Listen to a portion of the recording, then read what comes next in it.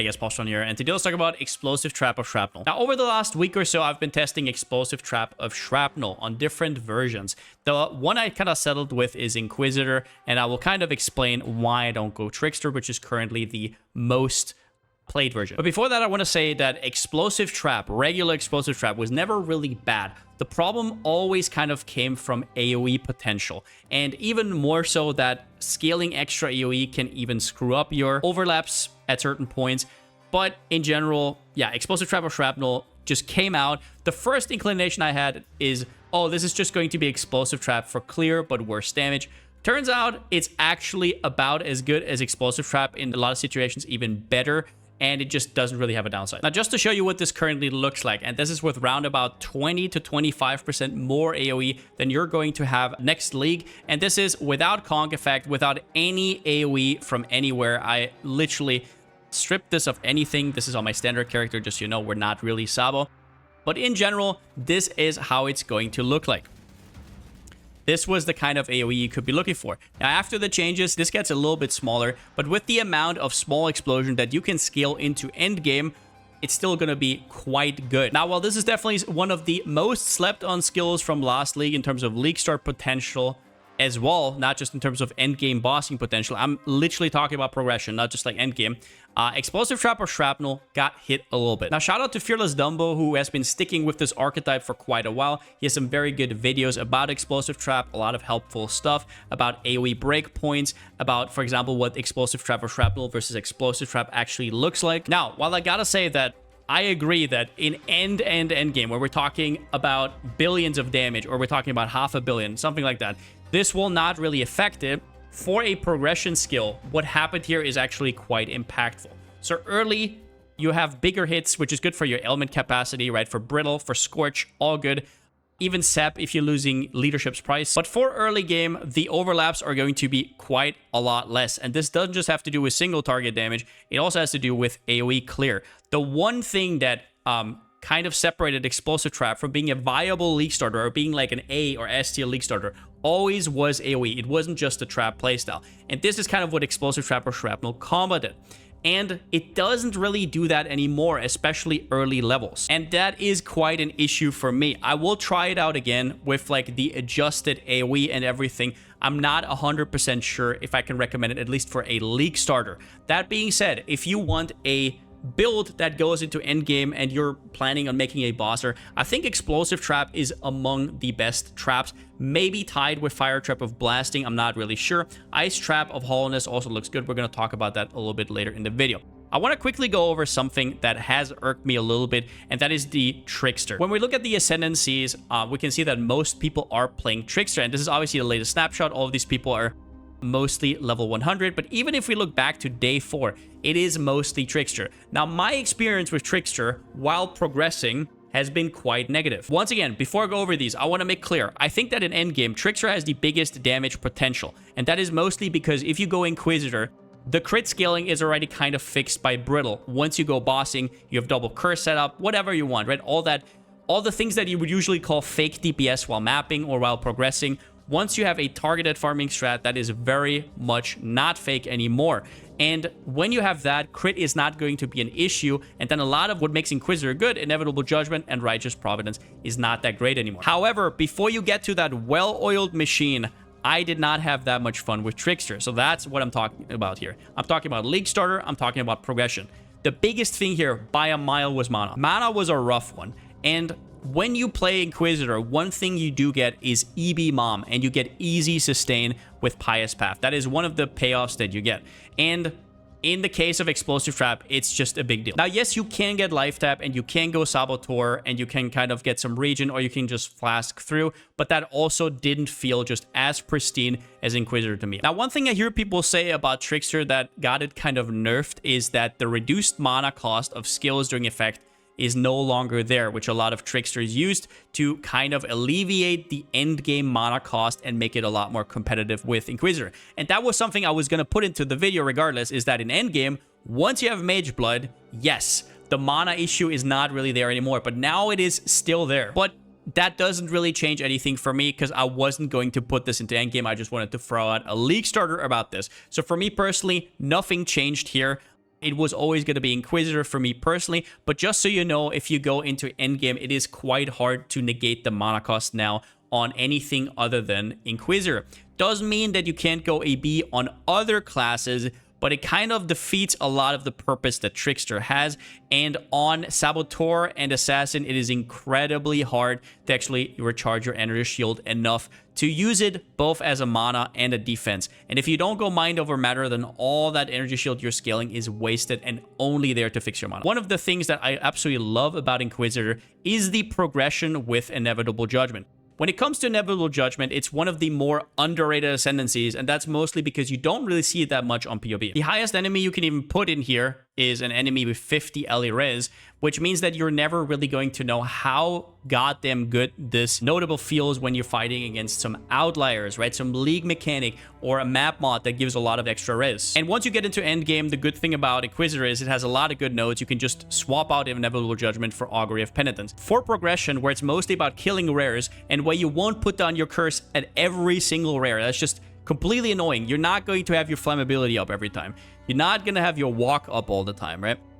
Inevitable Judgment is just priceless. Another thing Inquisitor does is it has smoother progression before Brittle. Righteous Providence gives you a scaling vector that is just very hard to beat early. You can get hundreds and hundreds of increased critical strike chance, and more than that, you don't even have to scale into it. You can also use jewels like, for example, the Efficient Training, where you can just convert int on the way to strength, right? And in general, it is just an incredible node. Now, once you have all your damage and you have your Brittle, sure, but you also have to remember that for Brittle to really work, you have to have a lot of damage, not just ailment threshold. You also need to deal a lot of damage to begin with. So until then, it's going to be quite a long time until you're going to get those 4-5% Brittles. Righteous Providence is going to be incredibly strong. And even once you have Brittle, you can still leverage what Righteous Providence does and just remove crit elsewhere. Now, on top of that, you are a Templar. You have the best leveling starting area. Right here is where it's at. You can go Rolling Magma. You hit all the good gems. Nothing got nerfed this league. Flame Wall, Rolling Magma, Holy Flame Totem. I know a lot of people are sick of it, but it's just so good. And on League Start, having that cozy option is just quite big. A lot of things that I hear from people talking about Trickster, Sabo, Assassin, Red Shadow in general is you can start Explosive Trap from level 1. And while that is true, and I personally understand why you would want to play the skill you main as soon as possible, I have not been very impressed by the skill. It really needs levels. Like, if you look at Explosive Trap, and we're going to talk about normal Explosive Trap, right? Because maybe you don't have the money to buy Explosive Trap or Shrapnel early. Maybe it's like meta or something. Explosive Trap, if we look at a level 1 right now, which is a level 2 with levels, very low AoE, low small explosions, and low base damage. When you speak about a normal skill, it only scales the base damage per level, right? Most normal skills, that's what they do. You get like 20% more damage, 18% more damage, 17, up to like level 20, 21, where it's usually around about 10 to 11% more damage, and it kind of falls off over time, right? Okay, but this skill also scales radius, which it affects how many explosions actually overlap, and you get small explosions. The difference between a level 1 and a level 20, here you have 3 smaller explosions. Talking about the ones that we said earlier, right? Small explosions basically is the inner radius right here. All of these explosions can hit the same target. If we're talking about these, it goes from 0.7 and 1.2 meter all the way up to 1.4 and 1.9 meter, almost double. And the smaller explosion go up from 3 to 8, and this scales quite a bit more. Obviously, Ashes, you can do all of that in endgame. But in general, Explosive Trap needs levels. The point where I felt like it was comfortable to play with is once it reaches level 13. Level 13 is where... Actually, yeah, it's level 13, but it has +1 up here. It's level 13 where it adds the 6th explosion on top, and it's kind of level 44-ish. As an Inquisitor, that is kind of the time where you're going to path over here and you're going to get Expeditious Munitions. I'm going to talk about that in a second as well. That was the point where I felt like the skill started feeling good. So early, that is not really a point for me personally, because I would rather play Rolling Magma, some Armageddon brand, and then start playing Explosive Trap once it's actually good. Now, with all of that being said, what are the upsides of Trickster or Sabo, whatever you want to play, and what are the downsides of Inquisitor? It has to gear into spell suppression. So if we compare that to Trickster and the pathing that a lot of the Tricksters usually do around here, and the cold conversion they're doing, you will see that Spellbreaker will give you a ton of access to spell suppression. This 20% here is actually magical. Now, you can get to max spell suppression on Inquisitor endgame, but you have to have suffix rolls on basically all your gear pieces, and especially if you want to go ZHP later, or kind of ZHP, and you still want to keep that spell suppression, you can do that on Trickster because you get most of it from the tree. Place most of your gear with uniques, deal a ton of damage. That is definitely a lot more viable on Trickster. Another downside for people who want to main Explosive Trap and are not just using it for a League starter, they want a boss, they want to take this into Mage Blood range. For those kind of people, Trickster will be a better fit, simply because at higher investment, the crit that you get and most of the mods that you get from Inquisitor are just not that premium anymore. You go Brittle, plus Assassin's Mark, plus Diamond Floss, maybe even Bottled Faith, whatever the hell you want, you're going to be capping your crit. Against bosses, ticking those in PoE is actually real. However, once again, when you're mapping, this is actual damage that you're going to have while progressing.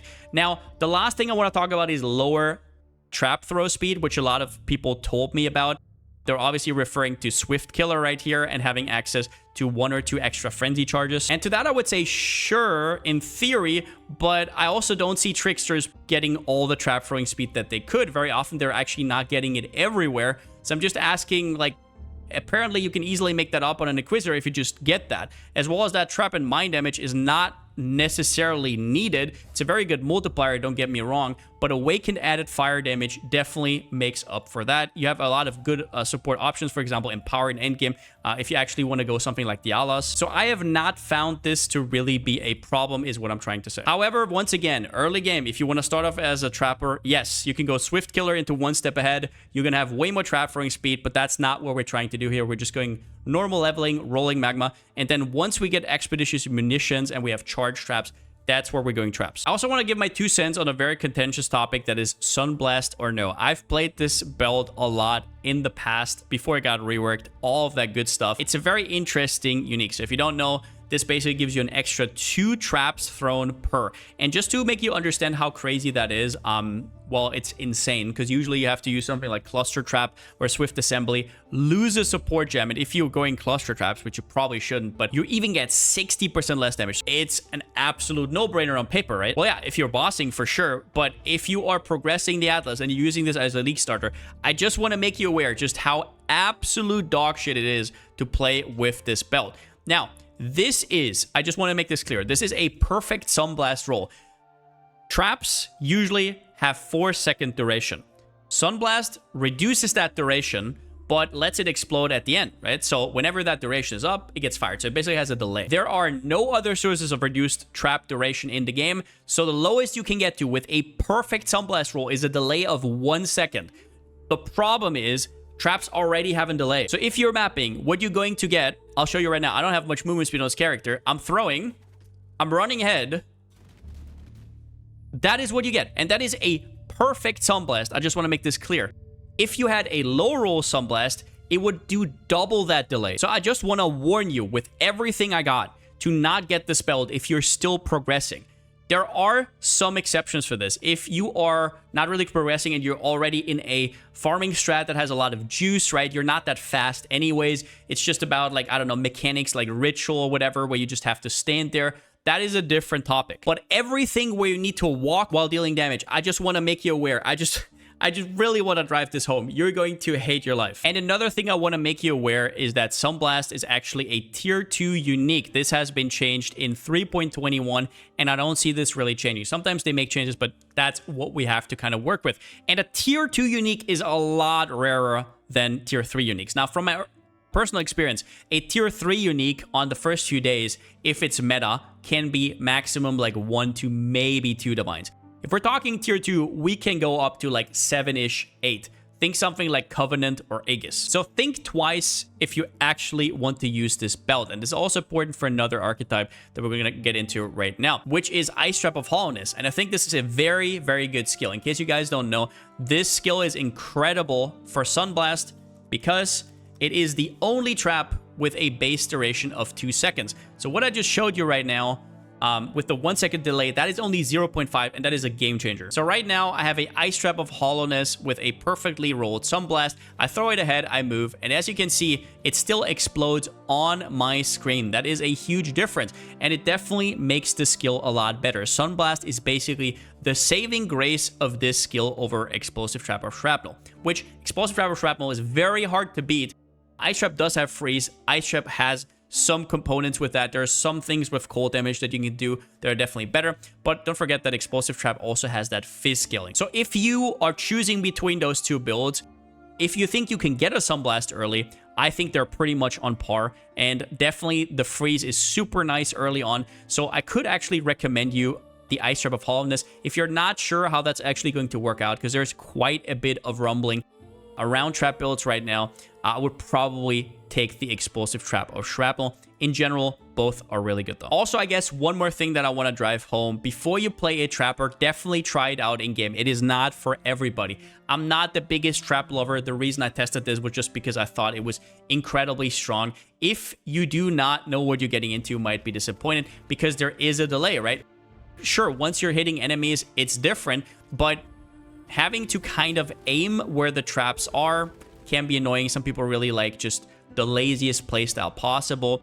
Also, it can be harsh on defenses early unless you have that freeze because of that damage delay. So definitely think about that before you go. But whatever you play, Inquisitor, Trickster, whatever you want, Explosive Trap is an incredible skill right now. So I wanted to make a video about it, kind of talking about why. But yeah, that's about all I got. Whether I'm going to put out a guide or not, I will have to test a little bit more. If you hear nothing more of it, you will know that I probably just going to leave it. Pretty sure Fearless Dumbo is going to put out a League Starter regardless, though, so you can definitely follow him. I don't know what version he's going to go for, if he's still going to go for Trickster. But in general, that's going to be it for me. And since I still don't have a slogan, see you next time.